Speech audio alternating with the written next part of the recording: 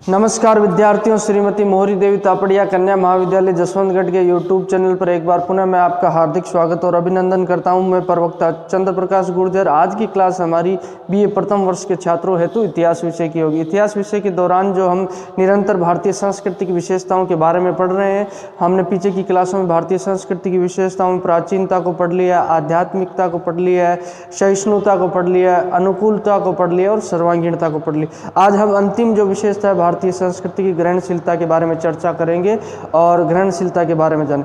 भारतीय संस्कृति की इन्हीं विशेषताओं के कारण जो भारतीय संस्कृति लंबे समय से निरंतर बनी हुई है और टिकी हुई है। अन्य विश्व की संस्कृतियों की बात की जाए तो विश्व की संस्कृतियां समाप्त हो जाती है, मिटती नहीं हस्ती हमारी। जो बात हमने पिछली क्लास में जो प्राचीनता के दौरान कही थी कि यूनान, मिस्र, रोम सब मिट गए, जहाँ से मिटती नहीं हस्ती हमारी, कुछ बात तो है इसमें।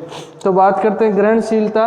भारतीय संस्कृति की जो अंतिम विशेषता है ग्रहणशीलता, जिसे एडेप्टेबिलिटी भी कहा जाता है, यानी ग्रहण करने। जीवन में जो चीज़ें ग्रहण कर ली जाती है, जो उतार ली जाती है, उसे ही जो ग्रहणशीलता कहते हैं। कहने का मतलब भारतीय संस्कृति में जैसे धर्म की परिभाषा विद्वानों के द्वारा दी गई है, धर्म जो दृढ़ धातु से बना है, जो जीवन में जो धारण करने योग्य हो वही धर्म कहलाता है। और भारतीय संस्कृति क्या है? धर्म प्रधान भारतीय संस्कृति है। तो इसी से ये इसकी विशेषता उभर कर आती है कि भारतीय संस्कृति में जो ग्रहणशील की है और धारण करने की अपार क्षमता है। तो भारतीय संस्कृति में जो विषम परिस्थितियां रही है, विकट परिस्थितियों का दौर आया है, उसे अपने अनुकूल, जो एक विशेषता हमने अनुकूलता पढ़ी थी, विशेष परिस्थितियों में जो भारतीय संस्कृति में उन परिस्थितियों को अपने अनुकूल बनाने की अद्भुत क्षमता है। और उसके अलावा उन परिस्थितियों को और उसमें से जो सार तत्व है उनको ग्रहण करने की जो क्षमता, अद्भुत क्षमता भारतीय संस्कृति में देखने को मिलती है। तो भारतीय संस्कृति में जो प्राचीन काल से देखा जाए तो सिंधु घाटी सभ्यता से लेकर वर्तमान तक कई तरह के जो चीज़ें हैं, जो विदेशी तत्व है, उनको आत्मसात किया गया। विदेशों से जो कुछ भी विदेशी संस्कृति से हमें सीखने को मिला है उसे भारतीय संस्कृति ने सहज भाव से, सहज रूप से स्वीकार किया। जो अच्छी बातें, यानी कि जीवन में भारतीय संस्कृति की विशेषता रहती है कि जीवन में जो चीज़ें अच्छी हो उन्हें निसंकोच जो अपना लेना चाहिए। भारतीय संस्कृति के यही विचार है कि उन्हें ग्रहण कर लेना चाहिए।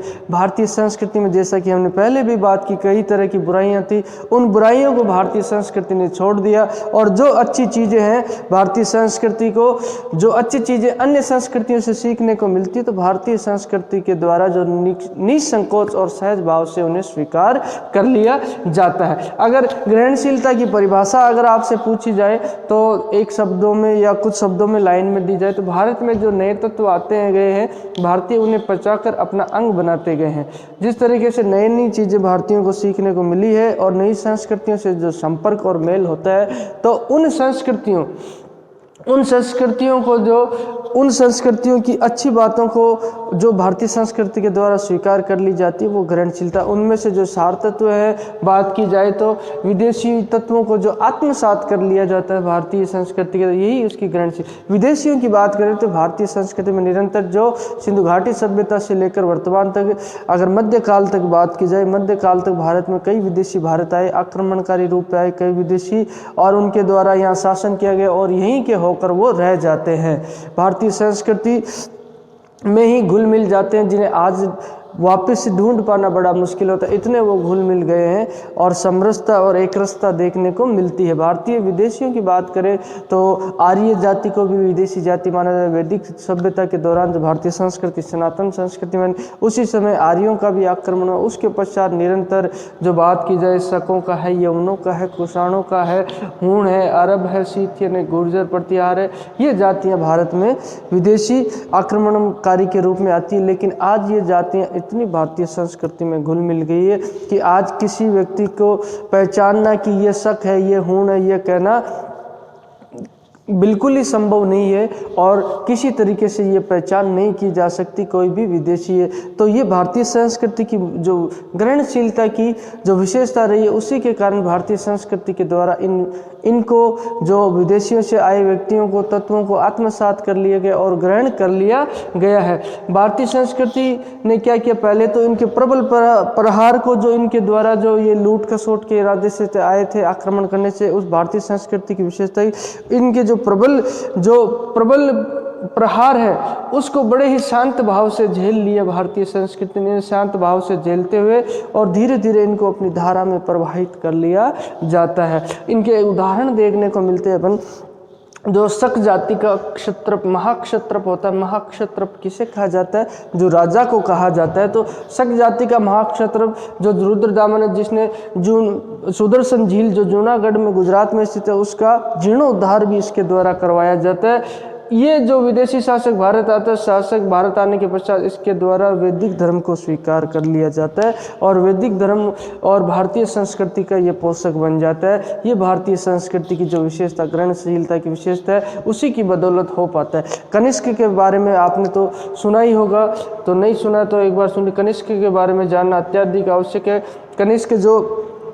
कनिष्क कुषाण जाति का विदेशी था और इसके द्वारा बौद्ध धर्म को अपना लिया जाता है। कनिष्क के द्वारा भारतीय संस्कृति को इतना सहज भाव से अपना लिया गया और भारतीय संस्कृति के प्रचार प्रसार में भी इसके द्वारा खूब योगदान है। कनिष्क के द्वारा वर्तमान समय अगर बात कर रहे हैं तो अपनी भारतीय सरकार है उसके द्वारा कोई संवत माना जाता है जो शक संवत है। शक संवत किसके द्वारा जारी किया गया? कनिष्क के द्वारा जो जारी किया गया शक संवत जो शुरू किया गया कनिष्क के द्वारा, वही शक संवत भारतीय सरकार मानती है। जो चैत्र वैशाख ज्येष्ठ आषाढ़ श्रावण भाद्रपद जो महीने हैं उसके, तो आश्विन कार्तिक मार्गशीर्ष पौष माह और फाल्गुन जो महीने हैं 12 महीने, उनके जो नाम में ये संवत कनिष्क के द्वारा शुरू किया गया था। इसी संवत को भारतीय सरकार के द्वारा माना जाता है। तो इस तरीके से विदेशी तत्वों को आत्मसात और ग्रहण कर लिया जाता है भारतीय संस्कृति के द्वारा। मिनांडर का नाम सुना होगा आपने। मिनांडर जो यूनानी शासक होता है और इसके द्वारा अर्हत जो बौद्ध धर्म में एक पद होता है, बौद्ध धर्म के में जो मठ होते हैं, मठों के अंदर एक पद होता है जो एक प्रचार प्रसार के लिए इस पद को प्राप्त किया, यानी बौद्ध धर्म के प्रति इसकी आसक्ति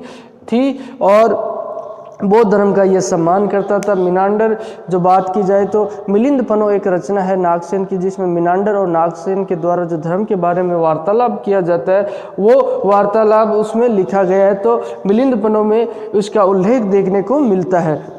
और हूण शासकों की बात करें तो हूण शासकों में मिहिर है, मिहिर कुल है का नाम आता है, तोरमाण का नाम आता है। इनके द्वारा जो शैव धर्म का प्रचार प्रसार किया गया और शैव धर्म को अपना लिया जाता है। हर हर महादेव का जो नारा दिया गया वो हूण शासकों के द्वारा ही दिया गया था। और तुर्क जाति जब भारत में आती है आक्रमणकारी के रूप, इनके द्वारा भी भारतीय संस्कृति के प्रभाव से ये भी नहीं बच पाती और कई चीज़ें जो भारतीय संस्कृति की इनके द्वारा अपना ली जाती है। ये भारतीय संस्कृति की जो ग्रहण करने की क्षमता है, हर तत्वों को अपने समाहित करने की जो क्षमता है और पचाने की जो क्षमता है, जिसी वजह से भारतीय संस्कृति आज गौरवमयी संस्कृति और विश्व की सबसे प्राचीनतम संस्कृतियों में मानी जाती है। विदेशी तत्वों को आत्मसात कर लिया जाता है इनके द्वारा। तो रविंद्रनाथ टैगोर है जो भारतीय विद्वान है, इनके द्वारा जो राष्ट्रगान की रचना भी इनके द्वारा की जाती है, अपने भारतीय राष्ट्रगान की रचना जो इनके द्वारा कहा गया है कि भारतीय संस्कृति संस्कृतियों का सागर है। ये बहुत अच्छी लाइन इनके द्वारा कही गई, भारतीय संस्कृति संस्कृतियों का सागर है। इनका मानना है कि भारतीय संस्कृति संस्कृतियों का सागर इतना बड़ा सागर है, इसमें छोटी छोटी संस्कृतियाँ, जैसे एक समुद्र में जो छोटी छोटी नदियाँ आकर गिरती है और वह अपना अस्तित्व खो देती है और एक रूप में समुद्र के रूप में सागर के रूप में दिखाई देती है, इसी तरह भारतीय संस्कृति में अनेक कई विदेशी संस्कृतियाँ आई और इसमें घुल मिल गई और वह एक भारतीय संस्कृति के रूप में दिखाई देती है। ये रविंद्रनाथ टैगोर के द्वारा कहा गया है। भारतीय ज्योतिष की बात करें तो ज्योतिष पर यूनानियों का जो ज्योतिष है, ज्योतिष के बारे में आप जानते हो, एस्ट्रोलॉजी जिसे कहा जाता है, ये हस्तरेखा देखना और है जो तारों की जो चाल है, ग्रहों की चाल है, उसके बारे में इस पर भी यूनानियों से जो चीज़ें सीखने मिलेगी भारतीयों को और इस्लामियों से जो सीखने को मिली, इस्लाम से मुस्लिम आक्रमणकारियों से या मुसलमानों से जो चीज़ें भारतीयों को सीखने में, उनको ग्रहण कर लिया भारतीयों ने। ऐसा नहीं कि ये चीज़ हमें जो भारतीय संस्कृति, ऐसी जो दंभ की भावना भारतीय यानी घमंड की भावना भारतीय अहंकार की भावना भारतीय संस्कृति हमको नहीं सिखाती। जो चीज़ अच्छी होती है, जीवन में धारण करने योग्य होती है, जीवन में सीखने योग्य, उन्हें सहज भाग से भारतीय संस्कृति के द्वारा स्वीकार कर लिया। ज्योतिष के जो ज्ञान यूनानी और इस्लामी भारत में लेके आए, उस ज्ञान को स्वीकार कर लिया जाता है भारतीयों के द्वारा। इसे ही ग्रहणशीलता कहा जाता है। सभी समुदाय, इसमें जो हिंदू मुस्लिम विभिन्न धर्मावलंबी भारत में रहते हैं, हिंदू भी रहते हैं, मुस्लिम भी रहते हैं, जैन, बौद्ध, सिख, ईसाई, पारसी सभी धर्मों के लोग रहते हैं, विभिन्न जातियों के लोग रहते हैं। लेकिन भारतीय संस्कृति की ये विशेषता रहती है कि सभी जो आपस में है जो स्नेह और घुल मिलकर रहते हैं। ये ग्रहणशीलता की भावना भारतीय संस्कृति की है। हिंदू व मुस्लिमों का समन्वय हमें देखने को मिलता है। हालांकि मुस्लिम जाति का पूर्ण रूप से अभी तक भारत में समन्वय नहीं हो पाया, स्वीकार जो हिंदुओं के द्वारा नहीं की गई। और वर्तमान में जो भारतीय संस्कृति की विशेषता जो अतीत से चलती आ रही है और भविष्य में ये संभव होगा कि भारतीय संस्कृति में जो हिंदू मुस्लिम प्रजाति भी आपस में, जो हिंदू मुस्लिम धर्म है, ये भी आपस में समन्वय स्थापित कर लेंगे और आपस में भाईचारे और प्रेम से रहेंगे।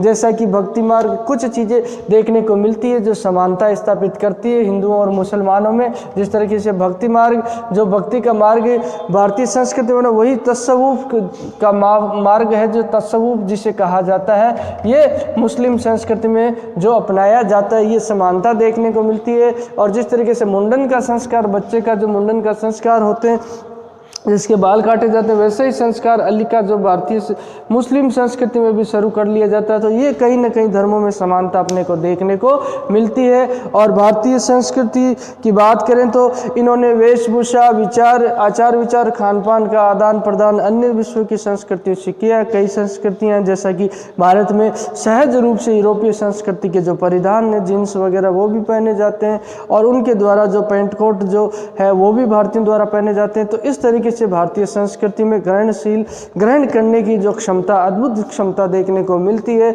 और जो खान पान से लेकर जो बात की जाए तो विदेशियों के द्वारा कई तरह के जो ऐसी बात करें तो मुसलमानों के द्वारा जो पान भारत में लेकर आया गया, पुर्तगालियों के द्वारा जो आलू, मिर्च, टमाटर भारत में लेके भारतीयों ने उन्हें ग्रहण कर लिया, न कि ये कि विदेशियों द्वारा लाए गए इन्हें हम स्वीकार नहीं करते। ऐसी बात नहीं, जीवन में जो चीज़ें अच्छी होती भारतीयों के द्वारा ग्रहण कर ली जाती है। ये जो कुबा टोपी है ये विदेशियों के द्वारा लाई गई, और जो कोट है, जूते हैं, ये कुषाण शासकों के द्वारा लाई गई। लेकिन भारतीय संस्कृति ने धीरे धीरे इनको स्वीकार कर लिया, सहज रूप से ये ग्रहण करती गई। और इसी वजह से भारतीय संस्कृति जो निरंतर चिरस्थायी बनी हुई है। महापुरुषों के द्वारा भारतीय संस्कृति में समन्वय, यानी कि सभी धर्मों में, जातियों में और संस्कृतियों में समन्वय स्थापित करने का समय प्रयास किया गया, जिसमें चाहे मुस्लिम धर्म से संबंधित ले लो आप, सूफी, जो औलिया, एक तरीके से ये संत महात्मा ही होते हैं मुस्लिम धर्म में, और भारतीय में संत महात्मा, इनके द्वारा भारतीय संस्कृति में भक्ति आंदोलन के द्वारा भी जो समन्वय स्थापित करने का प्रयास किया गया। और आधुनिक काल में जो विवेकानंद और राजा राम मोहन राय हैं, इन्होंने भली भांति भारतीय संस्कृति की ग्रहणशीलता की विशेषता समझते हुए सभी धर्मों में और संस्कृतियों में समन्वय स्थापित करने का प्रयास किया।